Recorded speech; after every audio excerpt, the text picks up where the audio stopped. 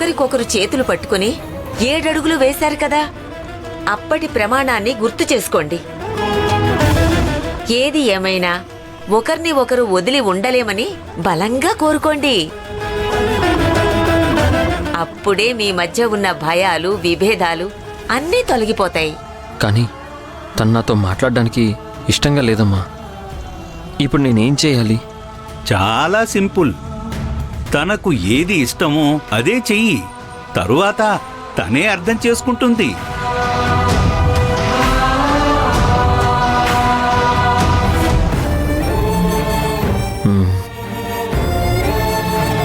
ఇప్పుడు నాకున్నది ఒకటే హోప్ పెద్దాయనా. కానీ తను నా నుంచి దూరం అయితే నేను భరించలేను. మా ఇంట్లో వాళ్ళు ఎప్పటికీ సంతోషంగా ఉండాలి. నేను కోరుకునేది అదే. దానికోసం ఆ భగవంతుడి మీద భారం వేసి నేనేం చేయాలనుకున్నానో అదే చేస్తాను. సారీ అమ్మా, నా కష్టాలు మీకు చెప్పుకొని అనవసరంగా మీ టైం వేస్ట్ చేస్తాను. నన్ను క్షమించండి.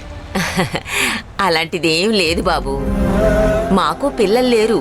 మాకు ఒక కొడుకుంటే ఇప్పుడు నీలాగే ఉండేవాడేమో అనిపిస్తుంది.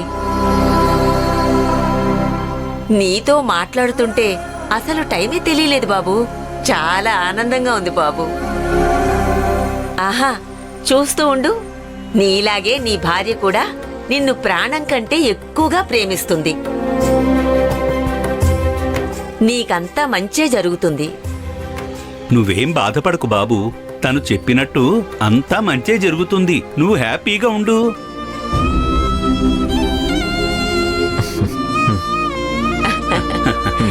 అలాగే, జాగ్రత్త.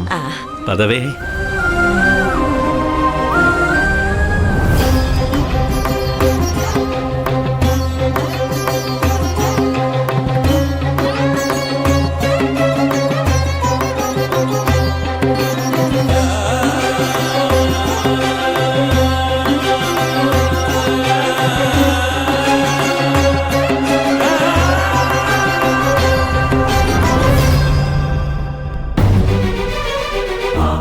మీకంటే ముందు చాలా సంబంధాల్ని మా అమ్మ వాళ్ళు రిజెక్ట్ చేశారు.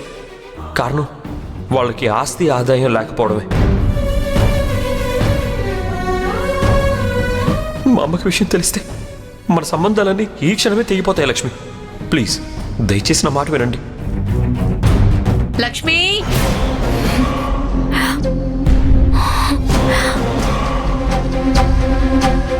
దేవుడా, అత్తయ్య పిలుస్తుంది.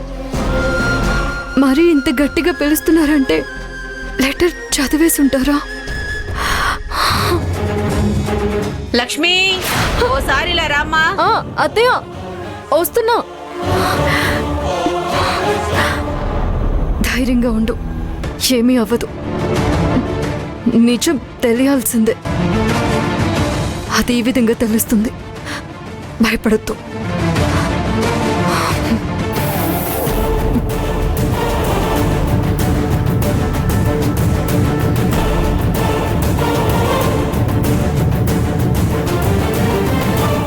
అత్తయ్య, చెప్పండి అత్తయ్య, ఏమైంది? కూర్చోమా.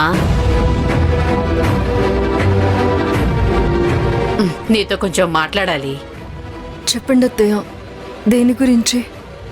ఏం లేదమ్మా, నేనెప్పటి నుంచో రిచ్గా ఒక డూప్లెక్స్ ఇల్లు కట్టించాలనుకున్నాను. ఈ విషయం నీకు కూడా తెలుసు కదా. ఇప్పటిదాకా హరి ఒక్కడే సంపాదించేవాడు. ఇప్పుడు నువ్వు కూడా వచ్చావు కదా. నీ సంపాదనంతా అలాగే దాచిపెట్టి దాంతో ఒక పని చేద్దాం అనుకుంటున్నానమ్మా. హరి సంపాదన అంతా పిల్లల ఫీజులన్నీ, ఇంటి ఖర్చులు, అది ఇది అని అలాగే అయిపోతుందమ్మా. ఇప్పుడు నీ సంపాదన కూడా ఉంది కదా, దాన్ని అలాగే చీటీ కట్టి ఆ వచ్చిన డబ్బుతో ఎక్కడైనా మంచి స్థలం కొని డూప్లెక్స్ ఇల్లు కట్టిద్దాం అనుకుంటున్నాను. నువ్వేమంటావు? అత్తయ్య, అది ఏంటంటే అది... ఏమైంది లక్ష్మి? నీకు నచ్చలేదా? నీకిష్టం లేకపోతే వద్దులేమ్మా. ఏదో ఒకరోజు మంచి ఇల్లు కట్టిద్దామని ఆలోచించాను. నీకిష్టం లేనట్టుందిగా, వదిలే.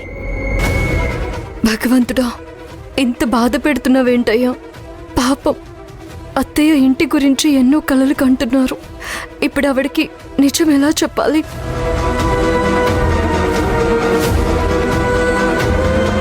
లక్ష్మి, ఏం ఆలోచిస్తున్నావు?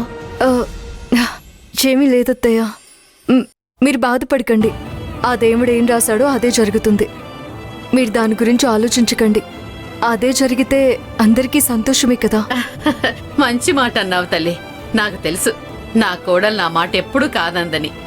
ఇప్పుడు నువ్వు సరే అన్నావు కదా, నాకు చాలా సంతోషంగా ఉందమ్మా. దీని గురించి ఒకసారి హరితో కూడా మాట్లాడతాను. వాడు కూడా సరే అంటే ఒక పని అయిపోతుంది. ఇక ఇంటి ప్లాన్ చేసుకోవచ్చు. దేవుడా, నిజం తెలుస్తుంది అనుకుంటే ఇక్కడ జరిగింది వేరే. ఎప్పుడు నిజం బయటపడుతుందో ఏంటో.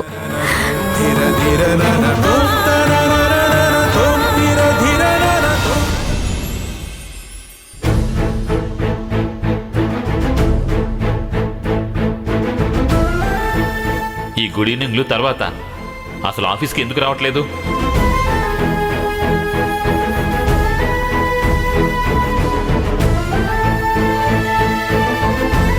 అఖిల, నాకిష్టం లేదు. నేను ఆఫీస్కి వెళ్ళను. ఓవర్ యాక్టింగ్ చేయకుండా నువ్వు మామూలుగా ఏ విషయం చెప్పలేవా? ఏయ్, నా బాధ్యత నేను పడుతుంటే మధ్యలో నువ్వేంటి? ఇప్పుడేమైందని అంత కోపడుతున్నావు? నాకు ఆఫీస్కి వెళ్ళడం ఇష్టం లేదు. మళ్ళీ లాస్ట్ టైం జరిగినట్టే జరిగితే నేనేం చేయాలి? నా వల్ల కాదు. ఇంత చిన్న విషయానికి ఎవరైనా పని మానేస్తారా? అక్క చెప్పింది గుర్తుంది కదా, ఆడపిల్లలు స్ట్రాంగ్గా ఉండాలి, ఏమైనా సహించే శక్తి ఉండాలని చెప్పింది కదా. అవును, బట్ అలానే భయం కూడా ఉంటుంది కదా. అలా అని నువ్వు ఇంట్లోనే ఉంటే నీకు భయం కలిగించిన వాళ్ల ముందు నువ్వు ఓడిపోయినట్టే. అదంతా మర్చిపోయి మళ్ళీ ధైర్యంగా పనిచేసుకోవాలి. మా అఖిల అంటే నిప్పు, దగ్గరకొస్తే కాలిపోతారన్నట్టుగా ఉండాలి. పర్వాలేదంటీ, డైలాగ్ బాగానే చెప్పారు. చూడకిలా, పని వదిలేసి ఇంట్లో ఉంటే ఏం చేయలేం. ధైర్యంగా వెళ్ళి శ్రద్ధగా పనిచేసుకో. అంటే నేను పని చేయడమే మీకు ముఖ్యం, అంతే కదా? సరే అయితే రేపటి నుంచి ఆఫీస్కి వెళ్తాను. గుడ్. మళ్ళీ ఎవడైనా నీ జోలికొస్తే నా పేరు చెప్పు, అప్పుడు తెలుస్తుంది.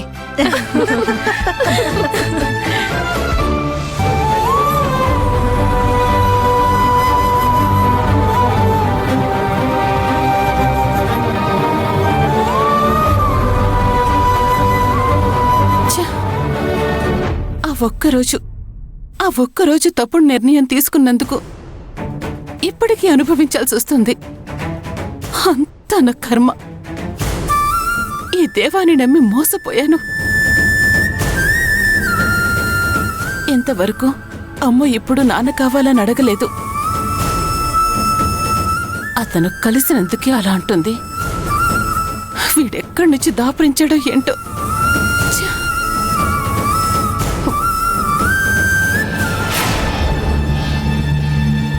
ఇదంతా ఈ దిక్కుమాలిన డ్రాయింగ్ వల్లే.